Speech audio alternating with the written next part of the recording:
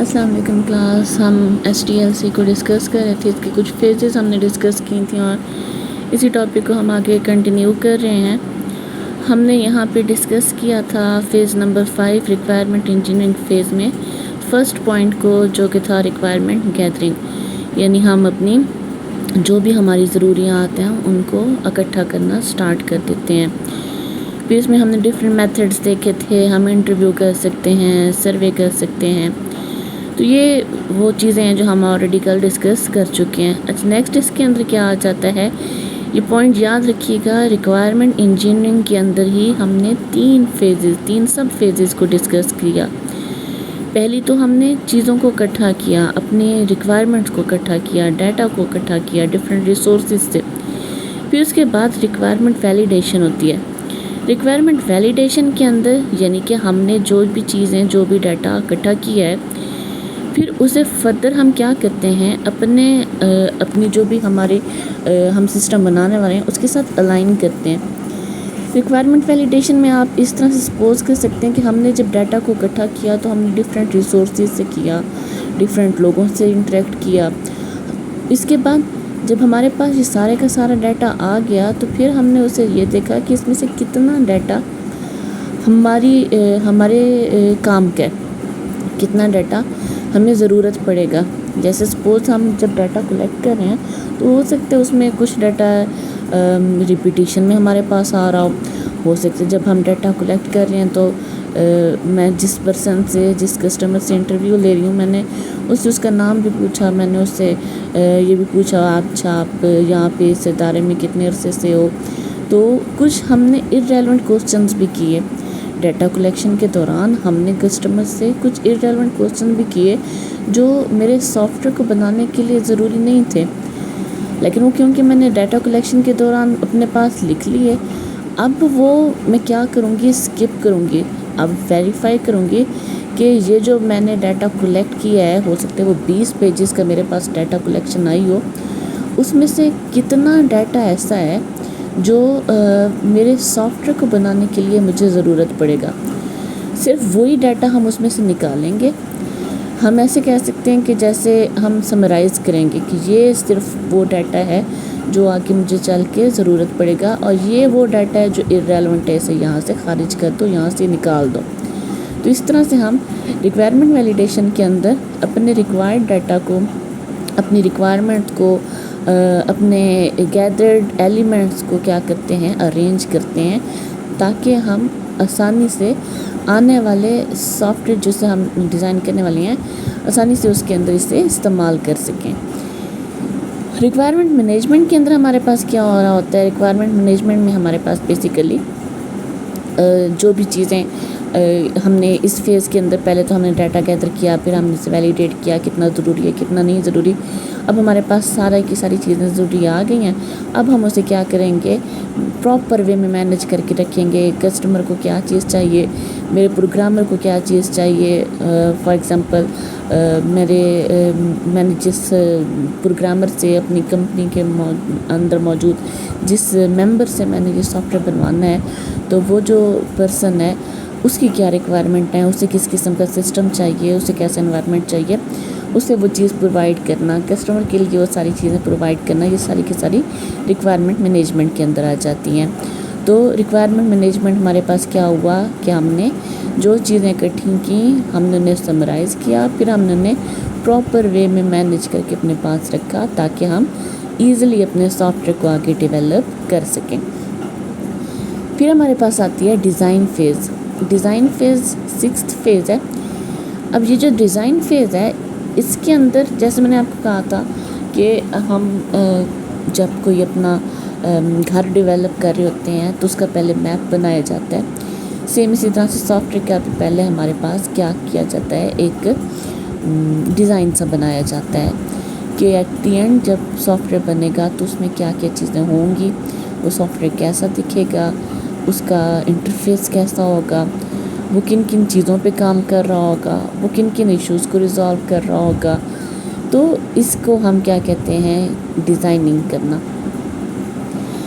यानी अभी हमने सॉफ्टवेयर को बनाया नहीं है, लेकिन वो सॉफ्टवेयर एट द एंड किस किस चीज़ पे काम कर सकेगा, वो सारे का सारा हम डिज़ाइन में एक बार पहले से ही अरेंज कर देते हैं। डिज़ाइन फेज़ में हमारे पास दो मेन चीज़ें आ जाती हैं। डिज़ाइन में एल्गोरिदम्स आ जाते हैं और डिज़ाइन में फ़्लो चार्ट्स आ जाते हैं। एल्गोरिदम एक हम कह सकते हैं एक, वैसे तो यहाँ पे आपको एक छोटा सा लफ्ज़ लग रहा होगा, लेकिन ये एक ब्रॉड टर्म है। अच्छी खासी हम इसके ऊपर डिस्कशन आगे जाके करेंगे भी सही। यहाँ पे याद रखिएगा एल्गोरिदम क्या होता है। Algorithm basically step by procedures होते हैं। किसी भी चीज़ को सॉल्व करने के लिए जब हम कुछ स्टेप्स लिखते हैं, जैसे सपोज़ आपने दो नंबर्स को ऐड करना है, तो आप उसका प्रोसीजर लिखेंगे। आप कहेंगे कि मैंने दो नंबर लिए, मैंने उनके ऊपर सम का फार्मूला अप्लाई किया, मैंने उन्हें सम अप किया और मैंने उसका रिज़ल्ट देख लिया। ये जो मैंने स्टेप्स लिखे, ये स्टेप्स क्या कहलाते हैं? एल्गोरिदम। अगर मैंने फॉर एग्ज़ाम्पल 5 नंबर्स की परसेंटेज फाइंड करनी है या एवरेज फाइंड करनी है, हाँ 5 नंबर की एवरेज हम फाइंड करना चाह रहे हैं, मैं कहूँगी कि पहले मैंने 5 नंबर्स लिए, फिर मैंने उन्हें ऐड किया, फिर मैंने उन्हें डिवाइडेड बाय 5 किया एवरेज में, क्योंकि जितने एलिमेंट्स होते हैं उस पर डिवाइड कर देते हैं। तो डिवाइड बाय 5 किया, जो भी रिज़ल्ट आया वो मैंने शो कर दिया। तो ये जो स्टेप्स हमने लिखे हैं ये क्या हैं? ये एल्गोरिदम है। एल्गोरिदम बेसिकली हम कह सकते हैं कि लैंग्वेज इंडिपेंडेंट होता है। यदि मैंने स्टेप्स लिख लिए, अब जैसे देखें सपोज़ हम बना तो सॉफ्टवेयर हैं ना, और सॉफ्टवेयर हमेशा किस में बनेगा? लैंग्वेज में बनता है, सेट ऑफ इंस्ट्रक्शंस में बनता है। हम इस पर बातचीत पहले ही कर चुके हैं। कंप्यूटर में वर्किंग ही किस पे हो रही है? सॉफ्टवेयर्स पे हो रही है। सॉफ्टवेयर्स क्या हैं? सेट ऑफ इंस्ट्रक्शंस हैं। जैसे मैं आपके साथ बात कर रही हूँ तो मुझे किसी न किसी लैंग्वेज की ज़रूरत पड़ रही है। इंटरेक्शन करने के लिए, कम्युनिकेशन करने के लिए लैंग्वेज की ज़रूरत पड़ती है। तो इसी तरह से कंप्यूटर्स में सॉफ्टवेयर लिखने के लिए भी लैंग्वेज की ज़रूरत पड़ती है। अब एक लैंग्वेज नहीं है, बहुत सारी लैंग्वेज हैं कंप्यूटर की हमारे पास। जैसे हम कह सकते हैं सी लैंग्वेज है, C++ है, जावा है, बहुत सारी लैंग्वेजेस हैं। तो लैंग्वेज हम बाद में सिलेक्ट करेंगे। पहले हम क्या लिखते हैं? स्टेप्स लिखते हैं। स्टेप्स लिखने के बाद में डिसाइड किया जाता है कि ये स्टेप्स हम किस लैंग्वेज के अंदर जाके परफॉर्म करें। फिर वो लैंग्वेज फर्दर हम स्टेप्स के अकॉर्डिंग डिज़ाइन कर रहे होते हैं कि अच्छा हमने अगर सी ली है तो ये स्टेप्स हैं, तो इन्हें हम कैसे लिखेंगे। C++ लिए तो इन स्टेप्स को कैसे लिखेंगे। और लैंग्वेज भी हम यहीं इसी फर्स्ट ईयर में आपके साथ आगे आने वाले चैप्टर्स में डिस्कस करेंगे। तो अभी इतना ज़्यादा डिटेल में इन चीज़ों में नहीं पढ़ते। जब हम उन टॉपिक्स पे जाएंगे तो आपको तब आइडिया होगा कि अच्छा लैंग्वेज क्या है, कैसे सीखी जाती है, कैसे आगे हम उस पर काम करते हैं। तो बेसिकली हमने यहाँ पे देखा कि एल्गोरिदम के अंदर फर्दर हम स्टेप्स को, इस स्टेप्स को अपनी वर्डिंग में, इंग्लिश लाइक वर्डिंग में लिख देते हैं। यहाँ पे देखें तो हमारे पास ये एग्जांपल्स में सॉल्व भी किया हुआ है कि अगर सपोज़ आपको एल्गोरिदम दिया जाता है कि परसेंटेज मार्क्स की फाइंड करें। हमेशा एल्गोरिदम के पॉइंट्स में याद रखिएगा, पहला पॉइंट हमेशा आपने स्टार्ट लिखना है और आखिरी पॉइंट हमेशा आपने एंड लिखना है। ठीक है, यहाँ पे आपको नज़र आ रहा है हमने अपने इस स्टेप को स्टार्ट किया, फिर हमने टोटल मार्क्स को रीड किया, क्योंकि ऑब्वियसली आपने परसेंटेज फाइंड करनी है तो आपको टोटल मार्क्स पता होने चाहिए। फिर आपने ऑब्टेन मार्क्स को रीड किया, फिर आपने परसेंटेज का फार्मूला अप्लाई कर दिया। परसेंटेज का फार्मूला क्या होता है? Obtain marks divide by total marks multiply 100। ये फार्मूला अप्लाई करने पे आपके पास परसेंटेज आ गई। आपने उसे प्रिंट किया और अपने प्रोग्राम को एंड कर दिया। यहाँ पे एक और एल्गोरिदम है जिसमें हमने algorithm to find the students result. Student का जो भी रिज़ल्ट है, फॉर एग्जांपल वो पास है या वो फेल है, तो हमने अपने प्रोग्राम को स्टार्ट किया, हमने उसकी परसेंटेज को फाइंड किया। अगर उसकी परसेंटेज या उसके मार्क्स 40 से ज़्यादा हैं तो हमने कहा कि वो पास है, अदरवाइज़ वो क्या है? वो फेल है। हो सकता है उसके मार्क्स 70 हों, तो 70 40 से बड़ा है तो क्या शो हो जाएगा? पास। और अगर वो उसके मार्क्स 40 से कम है, जैसे सपोज 13 है, तो 13 40 से कम है तो क्या शो हो जाएगा? फेल। और एट द एंड क्या होगा? हमारा ये एल्गोरिदम एंड हो गया। अच्छा, इसी रेलेवेंट आपको एक छोटी सी असाइनमेंट दे देती हूँ। आपने यहाँ पे एल्गोरिथम लिख के दिखाना है जिसमें आपने फाइंड करना है चलें मैंने आपको भी जैसे एवरेज का ही बोला है 5 मार्क्स की एवरेज फाइंड करने के लिए आपने एक छोटा सा एल्गोरिथम लिख के यहाँ पे ग्रुप में शेयर कर देना है ताकि आइडिया हो जाए कि हाँ आपको एल्गोरिथम्स लिखने आते हैं। सिंपल सी चीज़ है, आपने बस अपनी वर्डिंग के अंदर उसे लिखते जाना होगा स्टार्ट और फिर उसके ऊपर जो भी आप चीज़ें ले रहे हैं यानी आपने कौन सी वैल्यूज़ ली, कौन से फार्मूले अप्लाई किए और एट द एंड आपने उसका रिज़ल्ट प्रिंट करवाने के बाद उसे एंड कर देना है। स्टार्ट लाजमी कीजिएगा, एंड लाजमी कीजिएगा, फार्मूलाज अप्लाई लाजमी कीजिएगा, रिज़ल्ट को प्रिंट लाजमी करवाइएगा। ये मेन चीज़ें हैं जो आपने अपने एल्गोरिथम के अंदर इन्वॉल्व करनी होंगी, ठीक है। अच्छा, फिर इसके बाद हमारे पास आ जाता है फ़्लो चार्ट। ये भी डिज़ाइन फेज़ का ही फर्दर हमारे पास पॉइंट है, यानी डिज़ाइन फेज़ में हमने एक स्टेप्स को लिखा, दूसरा हमने 19 स्टेप्स के फर्दर क्या बनाए, फ़्लो चार्ट्स बनाए। फ़्लो चार्ट क्या करता है, फ़्लो चार्ट एक स्ट्रक्चर सा डिज़ाइन करता है कि आपका प्रोग्राम बनने वाला सॉफ्टवेयर किस तरह से फ़्लो करेगा, वो क्या क्या ऑपरेशंस परफॉर्म करेगा। फ़्लो चार्ट आप तब तक नहीं बना सकते जब तक आपको रेलेवेंट जो भी उसके सैम्पल्स हैं वो ना पता हो। जैसे सपोज़ यहाँ पे जब भी हमने प्रोसेस को एल्गोरिथम में मैंने आपको बताया ना हमेशा आप स्टार्ट और एंड करते हैं, इसी एल्गोरिथम का ही हम क्या करेंगे फर्दर। सपोज़ हमने फ़्लो चार्ट बनाना है तो जब भी आपने स्टार्ट को या एंड को रिप्रेजेंट करना होगा तो वो इस ओवल शेप में आप रिप्रेजेंट करेंगे, ठीक है। इसी तरह से जब भी हमने यूज़र से कोई इनपुट लेनी है, जैसे हमारे पास हमने यूज़र से टोटल मार्क्स लेने हैं, ऑब्टेन मार्क्स फाइंड करने हैं, कोई भी वैल्यू फाइंड करनी है, तो उसके लिए हमारी रेलेवेंट डायग्राम यहाँ पे आपको नज़र आ रही है।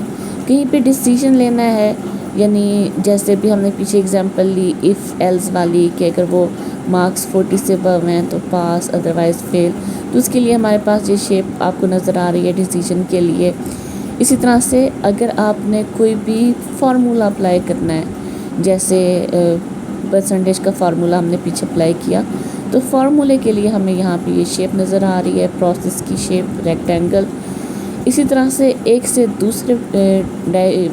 दूसरे सैम्पल को कनेक्ट करने के लिए हम ये एरोज़ यूज़ करते हैं, और कहीं पे हमने एक से ज़्यादा सैम्पल्स को कनेक्ट करना हो तो कनेक्टर यूज़ किया जाता है सर्कल फॉर्म का। यहाँ पे आप देखें तो ये सैम्पल्स हैं, उनके नेम्स हैं और उनके फंक्शंस हैं। फंक्शंस मैंने साथ साथ आपको बता दिए, ओवल स्टार्ट एंड वगैरह के लिए जैसे यूज़ हो रहा है, इसी तरह से हम इनपुट आउटपुट के लिए यूज़ कर सकते हैं, डिसीजंस के लिए, प्रोसेस के लिए। तो ये आपने एक बार यहाँ पे देख लेना है, ठीक है। एक यहाँ पे हम फ़्लो चार्ट को डिस्कस भी कर लेते हैं कि ये फ़्लो चार्ट वर्क कैसे करेगा। और इसमें ना अभी वैसे मैं आपको थोड़ा थोड़ा बता रही हूँ एल्गोरिथम और फ़्लो चार्ट पे इंशाल्लाह मैं नेक्स्ट भी एक लेक्चर लूँगी जिसमें मैं कुछ और फ़्लो चार्ट्स बना के साथ आपको दिखा दूँगी कि ये फ़्लो चार्ट हम ऐसे बनाते हैं या ये हम एल्गोरिथम इस तरह से लिखते हैं। तो अभी यहाँ पे थोड़ी सी मैं डिस्कशन इस पर कर रही हूँ जल्दी, लेकिन आगे जाके मैं इंशाल्लाह एक प्रॉपर एक अलग से भी लेक्चर इस पर लगाऊँगी ताकि आपको आइडिया हो जाए फ़्लो चार्ट और एल्गोरिथम्स पे वर्किंग कैसे होती है। तो इसमें देखें यहाँ पे परसेंटेज वाला ही हमने फ़्लो चार्ट बनाया है। पहला पॉइंट स्टार्ट का था, हमने स्टार्ट पे ओवल लगा दिया। फिर इसी तरह से हमने टोटल मार्क्स और ऑब्टेन मार्क्स के लिए अपनी सैम्पल को यूज़ किया, हमने प्रोसेस के लिए अपने सैम्पल को रेक्टेंगल सैम्पल को यूज़ किया। फिर हमने रिज़ल्ट को फाइंड, क्योंकि जैसे यहाँ पे देखें इनपुट या आउटपुट यानी कोई चीज़ आपने यूज़र से लेनी है या यूज़र को दिखानी है, तो यहाँ पे हम इस सैम्पल का इस्तेमाल करते हैं। इसी तरह से प्रोसेस के लिए हमने रेक्टेंगल का इस्तेमाल किया और एट द एंड हमने ओवल शेप में अपने डायग्राम को एंड कर दिया, ठीक है। ये एक एग्जांपल और ये एक एग्जांपल जिसमें हमने डिसीजन मेकिंग की कि मार्क्स 40 से अबव हैं तो पास प्रिंट हो जाएगा, और अगर वो मार्क्स 40 से कम हैं तो फेल प्रिंट हो जाएगा। अच्छा, यहाँ पे करेक्शन करते हैं, अगर आपकी बुक में भी यही मिस्टेक है तो यहाँ पे लिखा हुआ है मार्क्स ग्रेटर देन और इक्वल्स टू 40। एरो साथ में हमें शो हो रहा है यस, और इस पे लिखा हुआ है प्रिंट पास। नीचे की तरफ जो एरो आपको नज़र आ रहा है जिसमें साथ लिखा हुआ है नो प्रिंट पास, यहाँ पे प्रिंट पास हटा के प्रिंट फेल कर दीजिएगा। एक बार वो पास प्रिंट करेगा अगर 40 से अबव है तो, और अगर 40 से अबव नहीं है तो वो पास नहीं बल्कि फेल प्रिंट करेगा। तो ये जो नीचे वाला पास है इसे रिप्लेस करके यहाँ पे फेल शो करते हैं, ठीक है। तो यहाँ तक हमने आज डिस्कशन की। इससे आगे हमारे पास कोडिंग आ जाती है। मैंने आपको जैसे पहले भी बताया कोडिंग क्यों ज़रूरी होती है, कोडिंग से ही फिज़िकली हमारा फिर फर्दर कोड बनना स्टार्ट होता है। इसी तरह से आगे फिर जाके कोड को टेस्ट किया जाता है, टेस्ट करने के बाद फिर हम फर्दर उसे इम्प्लीमेंट करते हैं, इंस्टॉल करते हैं। तो ये आगे कुछ फर्दर हमारे पास कुछ फेजेस रह गए हैं जिन्हें आके हम जाके इंशाल्लाह नेक्स्ट आने वाले लेक्चर्स में डिस्कस करेंगे। आज हमने डिस्कशन की है रिक्वायरमेंट्स पे और हमने डिस्कशन की है डिज़ाइन पे। तो डिज़ाइनिंग में एल्गोरिथम या फ़्लो चार्ट पे कोई भी अगर आपको फर्दर कन्फ्यूजन हो तो आप अपने ग्रुप्स में पूछ सकते हैं अपने टीचर्स से। अदरवाइज़ हम नेक्स्ट आने वाले लेक्चर्स में भी इंशाल्लाह फिर से एक बार इसी टॉपिक पे फ़्लो चार्ट्स पे और इसी तरह से अपने एल्गोरिथम्स पे भी इंशाल्लाह डिस्कशन करेंगे। ओके क्लास, आज का लेक्चर यहाँ तक आई थिंक काफ़ी है। अल्लाह हाफिज़।